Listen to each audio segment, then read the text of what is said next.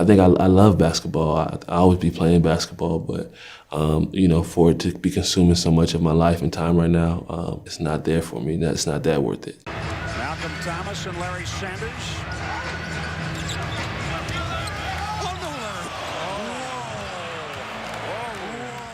Larry Sanders, born November 21st, 1988. I want to challenge you and ask you a question you don't need to voice to anyone but yourself. That way, the answer is 100% genuine. For the older listeners, think back to a time and space when you were 26 years old and the mindset you had that would affect your capability to answer this question. Younger listeners, because I'm older than 26, I'll inform you that the answer you choose has a high chance of changing later in life, but won't make your answer any less real to you.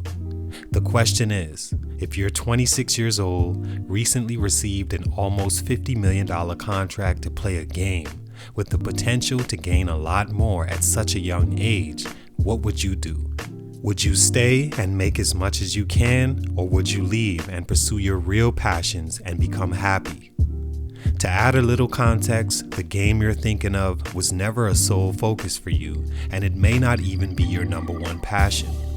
You didn't expect to attain the perfect body for the sport, so never planned or dreamed of a day you can have that as a job.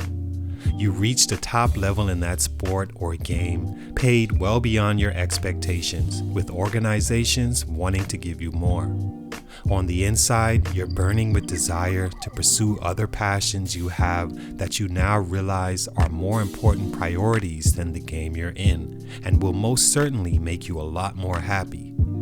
Would you leave while young and energetic enough to go after those other dreams, or stick to the one that's made you millions, famous, and in position to pursue your real passions? This was the scenario for today's feature. A Fort Prince, Florida product, Sanders never wanted or expected to become a millionaire playing basketball coming from where he's from. Moving from shelter to shelter with his mom and sister, Sanders began to see the world in its realest form. He used art as a way to escape his reality, and it undeniably made him a more caring person that wanted to be understood by others, and most importantly, by himself. Starting to take basketball serious at the late age of 17, he had grown from 6'1" to 6'9" in just 3 years. As a senior, he averaged 19 points, 13 rebounds, and became an all-state performer. By that time, he was also deep into his arts and creating in all ways, actually wanting to become an oceanographer. Although major schools were interested, Sanders decided to attend the smaller, less known VCU because of its art program being top 6 in the country. But upon getting to school and seeing the heavy workload as a student athlete, he decided to leave art as a focus and better his basketball skills.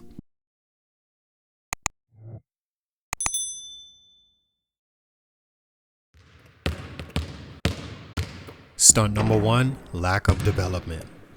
From the beginning of his story, you can see that a lot was going on in the life of Larry Sanders, and all happening so fast. From his insane 8-inch growth spurt to having major schools wanting him and being on NBA radars. Along with that, inside is moving just as fast, as you're missing the art that makes you the most happy, while basketball is becoming more and more of a business that takes away your time and more. Things like freedom of speech. Even as a D1 athlete, you're taught to act a certain way and encouraged to always say the right things if you want to make it to the NBA and achieve millions. Larry would play the game within the game for obvious reasons of helping his family and himself out of the financial hardships that painted his background.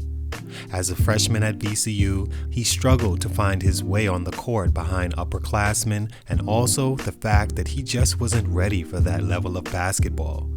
With his growth being so fast and his heart never really in the game 100%, he didn't develop the skills that would prepare him to be an instant impact at the small VCU. He averaged 5 points, 3 blocks, and 5 rebounds in 32 games and shot under 50% from the foul line, which is another indication of lack of time put in developing. As a sophomore, he started every game and improved next to star guard Eric Maynor.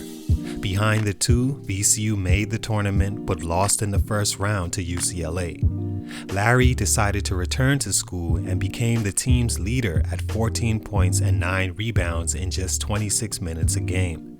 He earned his first Conference Defensive Player of the Year, which he'd also win the following season. He could run, was high-motored, and obviously a great defender at now 6'10". Usually, when you see a guy his size that began playing as late as he did, they're better on defense than offense. It's easier to defend with your hands and move your feet if you have the effort included than put the ball in the basket, and Larry was a huge example. This wouldn't stop scouts from rating him high and Milwaukee from taking him 15th overall after he left VCU as a junior. Also underdeveloped was his mental health.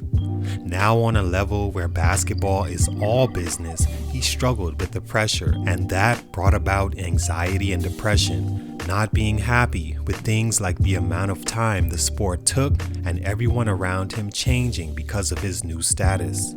These underdevelopments would grow and lead to him leaving the game early. Stunt number 2, the heart or the body.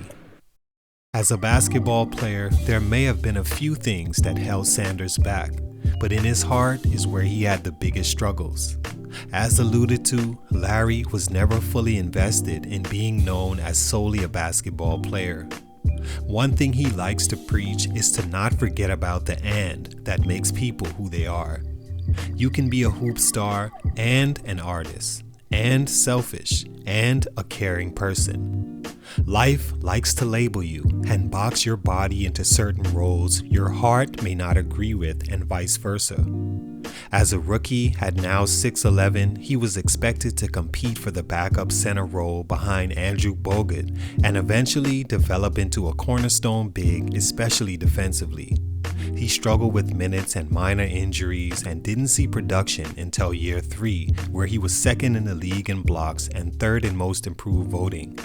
Later, he received a contract extension for 4 years, $44 million, after averaging 9 points, 9 rebounds, and almost 3 blocks. It was around this time Larry began to run into trouble with the NBA and its drug policies, testing positive and being suspended numerous times for violations in 2014. After receiving his contract, he played 23 games the following year and 27 the next. Between suspensions for marijuana and injuries to his thumb and orbital bone, which both cost him significant time, he dove heavily into marijuana use, mainly for medical purposes. With injury and the stress of his job and meeting expectations, he began to have anxiety issues and became depressed as a result of seeing people around him change to where he'd have to distance himself along with the business. In December 2014, the Bucks placed him on the inactive list and eventually bought out the rest of his contract in February 2015. He checked himself into a hospital for his mental disorders and made a statement announcing his lack of passion for the game and not being mentally able to participate. Many grew angry with this and called him crazy for leaving so much money on the table at just 26. But for Larry, who'd always want to do other things, the NBA didn't matter more than becoming happy, and he began that journey. Stunt number 3, the results. Whether Larry Sanders had his heart in basketball or not, the results for him as an NBA player were disappointing to some.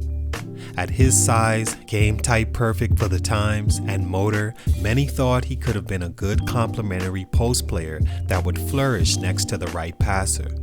Defensively, he had a keen sense of defending the hoop as well as rebounding when he was healthy and playing for a contract. But for the most part, he didn't become what he could have outside of the 2012-13 season. A lot of that is expected, seeing as he began so late and also never really had both feet into being known as a basketball player. He'd returned to the league for the Cavaliers in 2016-17 and expected to revive himself next to LeBron, but due to lack of improvement on the court and violations off, he was waived after just 5 games. All in all, I admire Larry Sanders for what he was able to do as a person first. Forget the results of his basketball career. Think about this. At 25-26, you're paid $44 million by a company. Imagine whatever you were doing at 26 and being paid that much money for it, all while it not being your number one focus and goal. With that freedom, he was able to step into his true happiness, which was fashion, designing, producing, and rapping. All things creative that ultimately made him happy. To me, that's a huge win in life. He was still young enough to do whatever he wanted finally, and financially, his ideas could now become reality. Yes, his basketball growth was stunted for the reasons above, but in life, Larry truly won. It's your boy JC Stunted Growth. Salute to him. Much respect. I'm out.